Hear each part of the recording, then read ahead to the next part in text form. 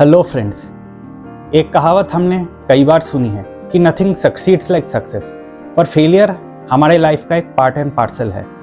कभी ना कभी हम सब ने फेस किया है ऐसे सिचुएशंस जिसमें हमें लगा है कि कुछ भी अभी हो नहीं सकता, अब मैं कहाँ जाऊँ, क्या करूँ।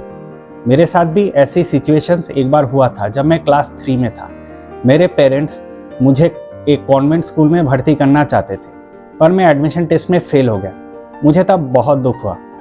मैं इतना दुखी था कि मेरे को लगा कि मैं स्कूल छोड़ दूं और कहीं दूर चला जाऊं। पर फिर मेरे को एहसास हुआ कि मैं अपने आप में इम्प्रूवमेंट्स ला सकता हूं। मैंने अपने लैंग्वेज स्किल्स पे काम किया और आज मैं यूट्यूबर बन गया हूं। कंटेंट क्रिएट करना मेरा पैशन है एंड मैं इस वीडियो के ज़रिए कुछ सवाल जो हमारे मन में हमेशा आते हैं उनका आंसर देना चाहता हूँ। सबसे पहला सवाल जो हम हमेशा सुनते हैं, does failure teach us wisdom. कई बार हमारे मन में सवाल आते हैं कि मैं कौन सा काम अच्छा कर सकता हूँ, बट हम अपने कंफर्ट जोन में ही रह जाते हैं। इस वजह से हम अपनी काबिलियत के अकॉर्डिंग काम नहीं कर पाते।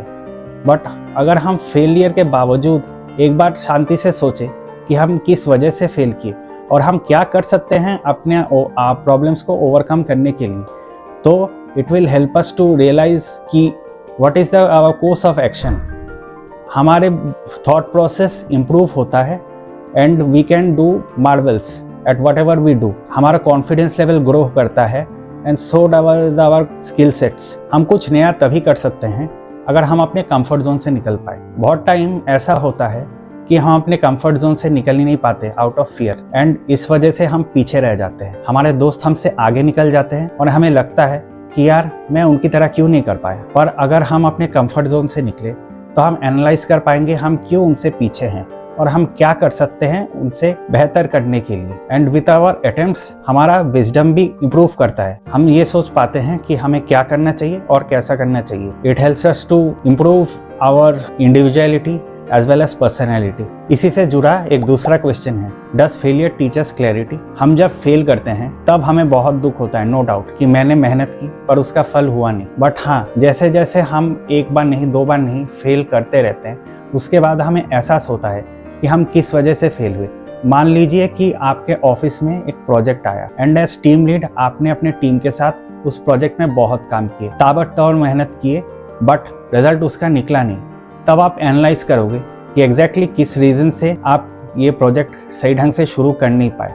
एंड धीरे धीरे आपको ये रियलाइजेशन आएगा कि आपको करना क्या है उस प्रोजेक्ट के बारे में। इस रियलाइजेशन के बेसिस पे आप पहले जो गलती कर चुके हो वो बेहतर कर पाओगे and it will help you to achieve your goal. इससे आपका प्रोजेक्ट अच्छा होगा एंड क्लाइंट के नज़रों में आपकी कंपनी की इमेज भी बहुत अच्छी होगी। इसी से जुड़ा हम तीसरा सवाल आपको करते हैं, do we get opportunities to learn from failures.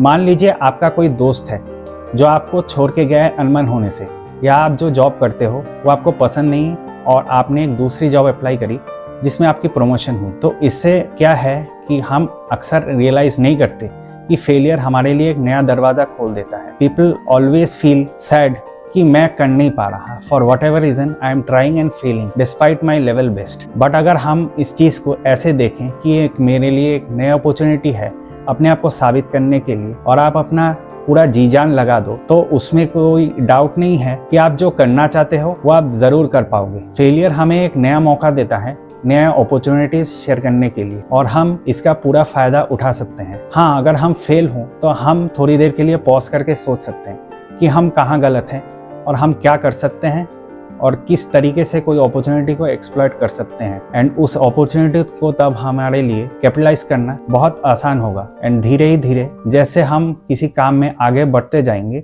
हमारे लिए नए अपॉर्चुनिटीज़ आते जाएंगे and we will grow as an individual and our leadership qualities will also improve. इससे जुड़ा दो एग्जाम्पल्स मैं आपको देता हूँ। पहला एग्जाम्पल एल्बर्ट आइंस्टाइन का मैं देता हूँ। वो पॉलिटेक्निक पढ़ने के लिए जब अप्लाई किया था उन्होंने फेल हुए थे, बट ग्रेजुअली उन्होंने अपने आप को इस काबिल बनाया कि आज one of the greatest scientists में उनका नाम आता है। दूसरा एग्जाम्पल है जेके रावलिंग का। जेके रावलिंग का तो नाम हम सब जानते हैं। She is one of the best selling authors in the world and Harry Potter हर किसी के मुंह पे है। बट क्या आपको पता है कि हैरी पॉटर पब्लिश होने से पहले 5 साल तक उनकी एक भी काम को कोई भी पब्लिशर लेने के लिए तैयार नहीं था। जी हाँ, आप बिल्कुल सही समझ रहे हैं। अब आते हैं हम चौथे सवाल पे, डज फेलियर टीच अस करेज। बहुत लोग रिस्क लेने में डरते हैं। वो ये सोचते हैं कि अगर मैं नाकाम हुआ तो मैं करूँगा क्या। और ये सवाल बहुत नॉर्मल है, बिकॉज हम सबकी अपनी रिस्पॉन्सिबिलिटीज़ है to our loved ones, and हम 2 बार सोचते हैं कोई भी कदम लेने से पहले। बट हाँ, अगर हम फेल होने के बावजूद अपनी रिस्पॉन्सिबिलिटीज़ ले लें एंड अपने आप पे वर्क करें, तो it helps us to grow in our professional fields, and हमारी लीडरशिप क्वालिटीज़ भी इम्प्रूव करती है। अब आप स्टीव जॉब्स का एग्जाम्पल ले लीजिए, जो एप्पल नाम की कंपनी उन्होंने स्टार्ट की थी। एट द एज ऑफ 30 वो उधर से ही निकाले गए थे। कैन यू इमेजिन, जो आदमी दुनिया के टॉप टेक्नोक्रेट्स में गिना जाता था बिफोर हिज डेथ, वो अपनी कंपनी से ही निकाला गया।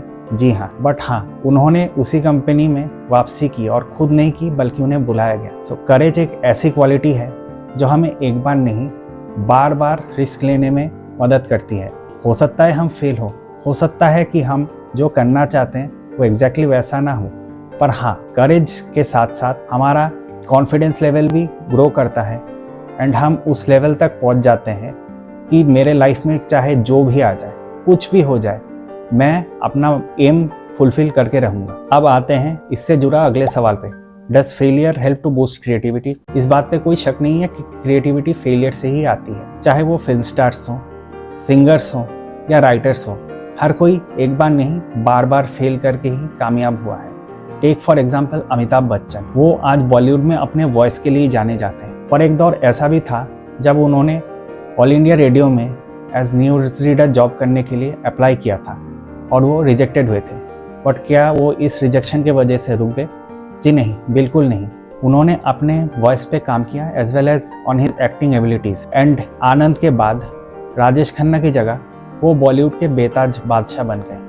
आज भी अमिताभ बच्चन के बिना इंडियन सिनेमा के बारे में कोई सोच नहीं सकता। कहते हैं necessity is the mother of invention, but failure is the father of success. अक्सर इंसान अपने आप को पहचान नहीं पाता, एंड इसी वजह से बार बार धक्के खाता है, एंड उस मोड़ पर आ जाता है जब वो सोचता है कि मैं अब किसी काम करने लायक ना रहा ही नहीं। इस वजह से कॉन्फिडेंस लेवल ड्रॉप होता है, एंड जो एबिलिटीज़ है इंसान की वो फुलफिल हो नहीं पाता।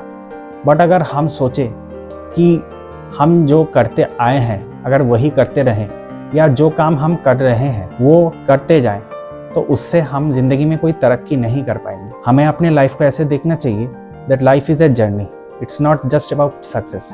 आज अगर हम सोशल मीडिया पोस्ट देखें तो हर कोई अपना सक्सेस के बारे में बात करता है। हर कोई कौन सा अवार्ड जीता, या किसको प्रमोशन हुई, किसने कोई एसेट खरीदा, यही बातें दिखाता है। अपना फेलियर्स कोई नहीं बताता। पर अगर हम अपने फेलियर्स को एक लाइफ लेसन के तौर पे देखें तो हम आगे ज़रूर जा पाएंगे। Life is a journey and failure is an effort behind the scene. अगर आपका इससे जुड़ा कोई भी सवाल हो तो कृपया मुझे कमेंट करके बताएं। मैं अगले वीडियो में उसका आंसर ज़रूर दे दूँगा। Thanks for watching.